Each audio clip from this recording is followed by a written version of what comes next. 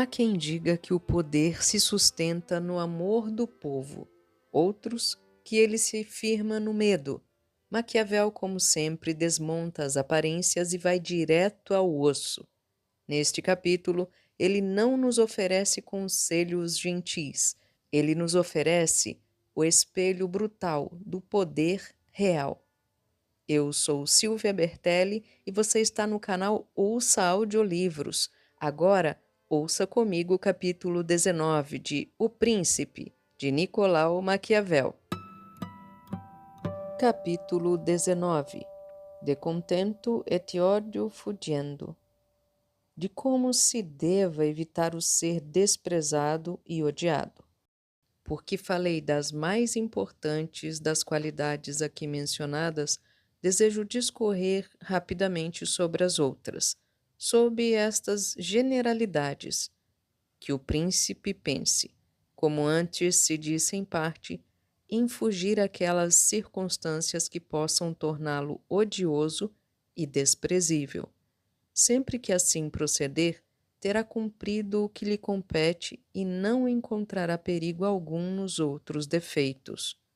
Odioso o tornará, acima de tudo, como já disse, o ser rapace e usurpador dos bens e das mulheres dos súditos, do que se deve abster, e desde que não se tirem nem os bens, nem a honra à universalidade dos homens, estes vivem felizes e somente se terá de combater a ambição de poucos, o que se refreia por muitos modos e com facilidade. Desprezível o torna ser considerado volúvel, leviano, efeminado, pusilânime e resoluto, do que um príncipe deve guardar-se como de um escolho, empenhando-se para que nas suas ações se reconheça grandeza, coragem, gravidade e fortaleza. Com relação às ações privadas dos súditos, deve querer que sua sentença seja irrevogável. Deve manter-se em tal conceito que ninguém possa pensar em enganá-lo ou traí-lo. O príncipe que dá de si esta opinião é assaz reputado e contra quem é reputado só com muita dificuldade se conspira, dificilmente é atacado, desde que se considere excelente e seja reverenciado pelos seus. Na verdade, um príncipe deve ter dois temores, um de ordem interna, de parte de seus súditos, o outro de natureza externa, de parte dos potentados estrangeiros. Destes se defende com boas armas e bons amigos, e sempre que tenha boas armas, terá bons amigos. A situação interna, desde que ainda não perturbada por uma conspiração, estará segura sempre que esteja estabilizada a externa. Mesmo quando esta se agite, se o príncipe organizou-se e viveu como eu já disse, desde que não desanime, resistirá a qualquer impacto, como salientei ter feito o espartano Nabis. Mas a respeito dos súditos, quando os negócios externos não se agitam, deve-se temer que conspirem secretamente contra o que o príncipe se assegura firmemente, fugindo de ser odiado ou desprezado e mantendo o povo com ele satisfeito, isto é, de necessidade seja conseguido, como já antes se falou longamente. Um dos mais poderosos remédios de que um príncipe pode dispor contra as conspirações é não ser odiado pela maioria, porque sempre quem conjura pensa com a morte do príncipe satisfazer o povo, mas, quando considera que com isso irá ofendê-lo, não se anima a tomar semelhante partido, mesmo porque as dificuldades com que os conspiradores têm de se defrontar são infinitas. Por experiência, vê-se que muitas foram as conspirações, mas poucas tiveram bom fim, pois quem conspira não pode ser sozinho, nem pode ter por companheiros senão aqueles que acreditem estarem descontentes. Mas, logo que tenhas revelado a um descontente a tua intenção, lhe dás motivo para ficar contente, porque, evidentemente, ele pode daí esperar todas as vantagens, de forma que, vendo o ganho certo de um lado, sendo o outro dúbio e cheio de perigo, é preciso seja ou extraordinário amigo teu, ou implacável inimigo do príncipe para manter-te a palavra empenhada. Para reduzir o assunto a termos breves, digo que do lado do conspirador não existe senão medo, ciúme, suspeita de castigo que o atordoa. Mas, do lado do príncipe, existe a majestade do principado, as leis, as barreiras dos amigos e do Estado que o defendem. Consequentemente, somada a tais fatores, a benevolência popular. É impossível exista alguém tão temerário que venha conspirar. Isso porque, geralmente, onde um conspirador teme antes da execução do mal, se tiver o povo por inimigo, deve temer ainda mesmo depois de ocorrido o fato, não podendo por isso esperar qualquer amparo. Deste assunto poder-se-ia citar inúmeros exemplos, porém limito-me a apenas um, conservado pela recordação de nossos pais. Tendo sido messer Aníbal Bentivoglio, príncipe em Bolonha e avô do atual messer Aníbal, morto pelos Caneschi, que contra ele haviam conspirado, não restando de sua família senão messer Giovanni, que era ainda criança de colo. Logo após esse homicídio, o povo levantou-se e matou todos os Caneschi. Isso resultou da bem-querença popular que a casa de Bentivoglio desfrutava naqueles tempos. Bem-querença essa tão grande que, não restando em Bolonha qualquer membro dessa família em condições de poder governar o Estado após a morte de Aníbal, e constando haver em Florença um descendente dos Bentivoglio, que se julgava até então filho de um artífice, os bolonheses foram até essa cidade e lhe confiaram o governo daquela comunidade, a qual foi por ele dirigida até que messer Giovanni atingisse a idade conveniente para governar. Concluo, portanto, que um príncipe deve dar pouca importância às conspirações se o povo lhe é benévolo, mas, quando este lhe seja adverso e o tenha em ódio, deve temer tudo e a todos. Os estados bem organizados e os príncipes hábeis têm com toda a diligência procurado não desesperar os grandes e satisfazer o povo, conservando-o contente, mesmo porque este é um dos mais importantes assuntos de que um príncipe tenha de tratar. Entre os reinos bem organizados e governados nos nossos tempos está aquele de França. Nele existem inúmeras boas instituições, das quais dependem a liberdade e a segurança do rei. A primeira delas é o parlamento com a sua autoridade. Aquele que organizou esse reino, conhecendo a ambição dos poderosos e a sua insolência, julgando ser necessário pôr um freio para corrigi-los, e de outra parte, por conhecer o ódio da maioria contra os grandes com base no medo, desejando protegê-la, mas não querendo fosse este particular cuidado do rei, buscou dele retirar o peso da odiosidade dos grandes, em sendo favorecido o povo, ou deste ao dever, apoiar os grandes. Por isso, constituiu um terceiro juiz que fosse aquele que, sem responsabilidade do rei, contivesse os grandes e amparasse os pequenos. Essa ordem não podia ser melhor nem mais prudente, nem se pode negar seja a maior razão da segurança do rei e do reino. Daí pode-se extrair outra conclusão digna de nota. Os príncipes devem atribuir a outrem as coisas odiosas, reservando para si aquelas de graça. Novamente concluo que um príncipe deve estimar os grandes, mas não se fazer odiado pelo povo.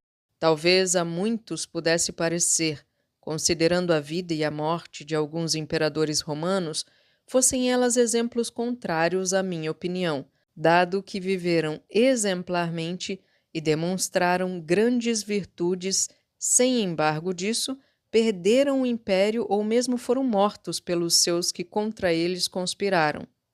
Querendo, portanto, responder a estas objeções, falarei das qualidades de alguns imperadores, mostrando as causas de sua ruína não discrepantes daquilo que foi por mim aduzido, ao mesmo tempo, porém em consideração aqueles fatos que são notáveis para quem lê as ações daqueles tempos. Considero suficiente citar todos os imperadores que se sucederam no poder, desde Marco, o filósofo, até Maximino, os quais foram Marco, seu filho Cômodo, Pertinax, Juliano, Severo, seu filho Antonino Caracalla, Macrino, Heliogábalo, Alexandre e Maximino.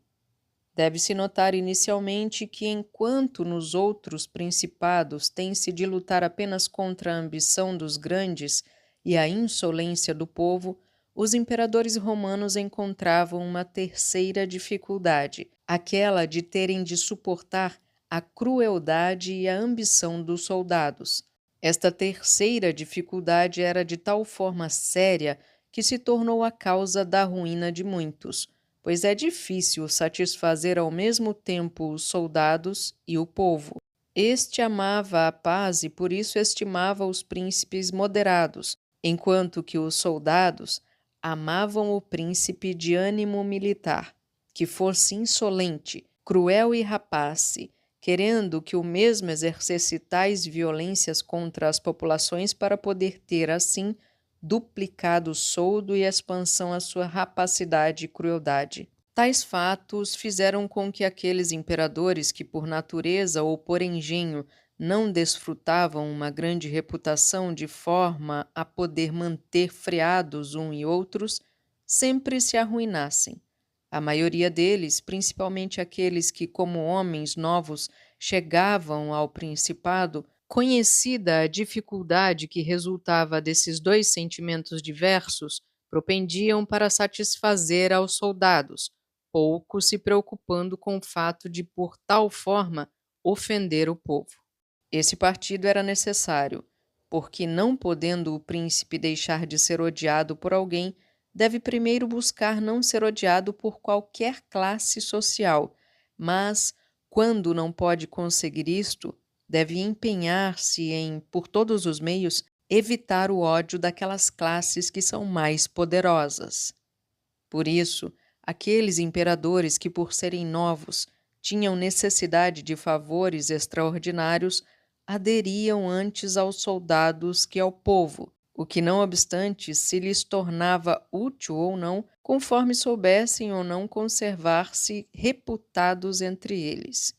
Das razões mencionadas, resultou que Marco, Pertinax e Alexandre, todos eles de vida modesta, amantes da justiça, inimigos da crueldade, humanos e benignos, tiveram a partir de Marco triste fim. Somente Marco viveu e morreu honradíssimo, visto ter sucedido no império júri hereditário, não tendo de agradecê-lo nem aos soldados nem ao povo. Depois, sendo dotado de muitas virtudes que o faziam venerando, teve sempre, enquanto viveu, uma ordem e outra dentro de seus limites, não sendo jamais odiado ou desprezado. Mas Pertinax, tornado imperador contra a vontade dos soldados, que acostumados a viver licenciosamente sob Cômodo, não puderam suportar aquela vida honesta a que o imperador queria reduzi-los. Por isso, tendo Pertinax criado ódio contra si e a este ódio acrescido o desprezo, por ser já velho, arruinou-se logo no início de sua administração. Deve-se notar aqui que o ódio se adquire tanto pelas boas como pelas más ações. Como já disse antes, querendo um príncipe conservar o Estado, frequentemente é forçado a não ser bom, pois quando aquele elemento mais forte, povo, soldados ou grandes, de que julgas necessitar para manter-te, é corrompido, convém que sigas o seu desejo para satisfazê-lo. Então, as boas obras tornam-se tuas inimigas, Mas passemos a Alexandre, o qual foi de tanta bondade que, entre outros louvores que lhe são endereçados, existe este, de que, em 14 anos que conservou o poder, não foi executada qualquer pessoa sem julgamento. Contudo, sendo considerado efeminado e homem que se deixava governar pela mãe, tornou-se desprezado. O exército conspirou e ele foi morto. Falando agora, por outro lado, das qualidades de Cômodo, Severo, Antonino Caracalla e Maximino, os achareis extremamente cruéis e rapaces. Para satisfazer os soldados, não pouparam nenhuma espécie de injúria que pudesse ser cometida contra o povo. Todos, exceto Severo, tiveram triste fim. É que Severo possui tanto valor que, conservando os soldados como seus amigos, ainda que o povo fosse por ele oprimido, pode sempre reinar com felicidade, pois aquelas suas virtudes o tornavam tão admirável no conceito dos soldados e do povo, que este ficava, por assim dizer, atônito e aturdido, e aqueles reverentes e satisfeitos. E porque as ações do mesmo foram grandes e notáveis num príncipe novo, desejo mostrar de forma breve quão bem soube usar a ação da raposa e do leão, naturezas essas que, disse antes, devem ser imitadas pelos príncipes. Tendo Severo conhecido a ignávia do imperador Juliano, persuadiu seu exército, do qual era capitão na Estiavônia, de que era conveniente ir a Roma para vingar a morte de Pertinax. Assassinado pelos soldados pretorianos, sob este pretexto, sem demonstrar aspirar o império, conduziu o exército contra Roma, chegando à Itália antes que fosse conhecida a sua partida. Estando em Roma, o Senado, por temor, elegeu-o imperador, sendo morto Juliano. A seguir, restavam a Severo duas dificuldades para se assenhorar de todo o Estado. Uma na Ásia, onde Pescenio Nigro, chefe dos exércitos asiáticos, se fizera aclamar imperador. A outra no Poente, onde estava Albino, que por sua vez também aspirava ao império. Porque julgasse perigoso revelar-se inimigo de ambos, deliberou atacar Nigro e enganar Albino, a quem escreveu que, tendo sido pelo Senado eleito imperador, desejava com ele compartilhar aquela dignidade. Enviou-lhe o título de César e, por deliberação do Senado, tornou-o seu colega. Albino aceitou tais coisas como verdadeiras, mas, depois que venceu e matou o Nigro, pacificados os negócios orientais e retornado a Roma, Severo queixou-se ao Senado de que Albino, pouco reconhecido dos benefícios dele recebidos, tinha dolosamente procurado matá-lo, razão pela qual via necessidade de ir punir sua ingratidão. Depois foi ao seu encontro na França e lhe tolheu o governo e a vida. Quem examinar, portanto, minuciosamente as ações deste homem, achá-lo-á um ferocíssimo leão e uma astuciosíssima raposa, vê-lo-á temido e reverenciado por todos e não odiado pelos exércitos, não se admirando que ele, homem novo, tenha podido deter tanto poder. A sua alta reputação o defendeu sempre daquele ódio que, pelas suas rapinagens, o povo contra ele poderia ter concebido. Mas Antonino, seu filho, foi também ele homem que possuía excelentes qualidades que o faziam maravilhoso no conceito do povo e querido pelos soldados. Era um militar que suportava muito bem quaisquer fadigas, desprezava os alimentos delicados e abominava toda e qualquer frouxidão, o que o tornava amado por todos os exércitos. Contudo, sua ferocidade e crueldade foi tanta e tão inaudita, tendo mesmo, depois de inúmeros assassínios privados, morto grande parte da população de Roma e toda aquela de Alexandria, que tornou-se extremamente odioso para todo o mundo. começou a ser temido também por aqueles que o rodeavam, de forma que foi morto por um centurião em meio ao seu exército. A propósito do referido, é de notar-se que tais assassinatos, decorrentes da deliberação de um espírito obstinado, são impossíveis de evitar por parte dos príncipes, porque todo aquele que não tema morrer pode golpeá-los. Todavia, o príncipe pouco deve temer, porque tais mortes são raras. Deve apenas cuidar de não fazer grave injúria a algum daqueles de que se serve e que tenha ao seu derredor no serviço do principado, como fez Antonino, que havia morto vilmente um irmão daquele centurião e ainda ameaçava este diariamente, enquanto o conservava na sua própria guarda. Era resolução temerária e capaz de destruí-lo, como aconteceu. Passemos a Cômodo, para quem era de grande facilidade manter o império por possuí-lo iure hereditário, uma vez que era filho de Marco. Bastava-lhe seguir as pegadas do pai e teria satisfeito os soldados e o povo.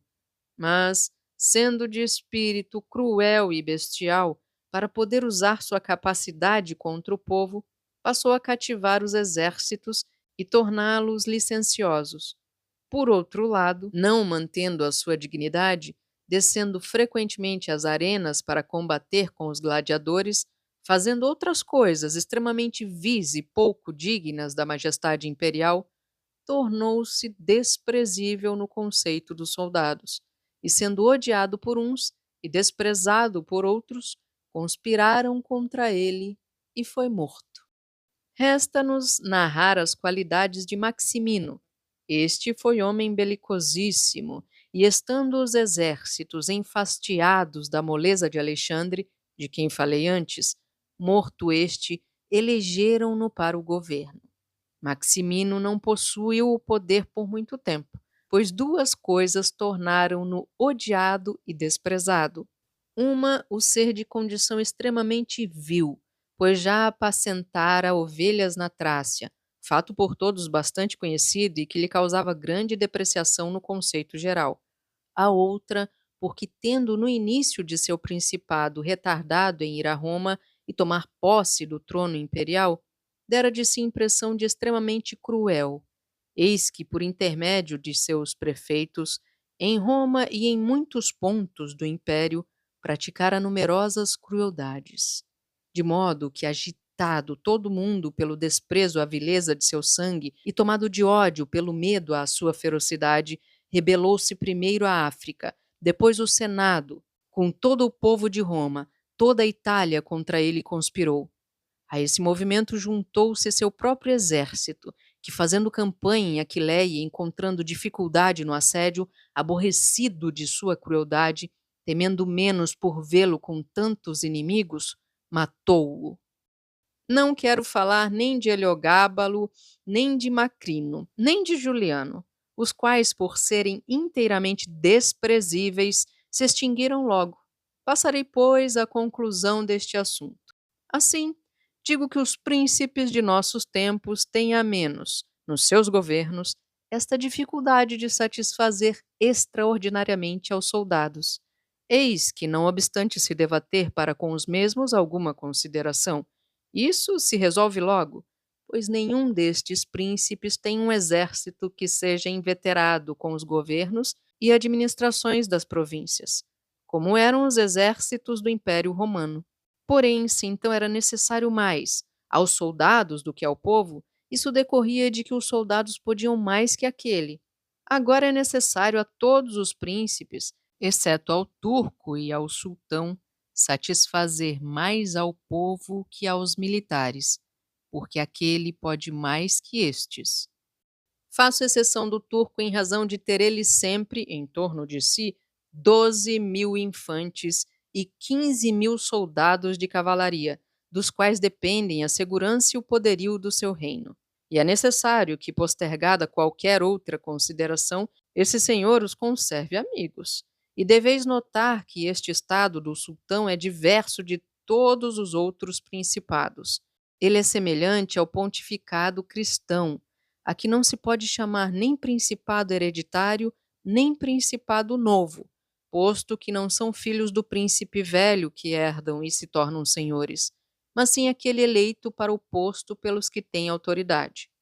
E sendo esta uma instituição antiga, não se pode chamar de principado novo, dado que nela não existem algumas das dificuldades que se encontram nos novos. Se bem o príncipe seja novo, as instituições desse estado são velhas e ordenadas a recebê-lo como se fosse seu senhor hereditário. Retornemos, porém, ao nosso assunto. Digo que todo aquele que considere o antes exposto verá o ódio ou o desprezo ter sido a causa da ruína dos imperadores citados, e saberá ainda porque, procedendo uma parte deles de um modo e a outra parte por forma contrária, em qualquer um desses modos de agir, alguns deles tiveram um fim feliz, enquanto os outros terminaram infelizes.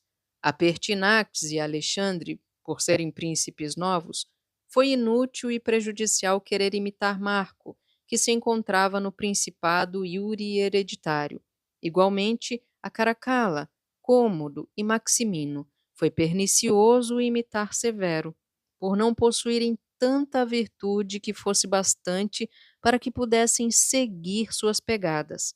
Portanto, um príncipe novo, num principado novo, não pode imitar as ações de Marco e tampouco é necessário seguir as de Severo. Deve tomar de Severo aquelas qualidades que forem necessárias para fundar seu estado, e de Marco aquelas que forem convenientes e gloriosas para conservar um governo já estabelecido e firme. Governar não é agradar, e Maquiavel sabia disso melhor do que ninguém. O príncipe que tenta conquistar o amor de todos corre o risco de perder tudo, mas aquele que se deixa odiar já está perdido. Se essa leitura te fez pensar, é sinal de que Maquiavel ainda vive e que o pensamento crítico ainda importa. Eu sou Silvia Bertelli e essa é a proposta do canal Ouça Audiolivros, dar voz àquilo que o tempo tenta calar. Se ainda não se inscreveu, aproveite agora e compartilhe este vídeo com quem ainda acredita que poder se sustenta em aplausos. Muito obrigada por sua escuta. Até o próximo capítulo!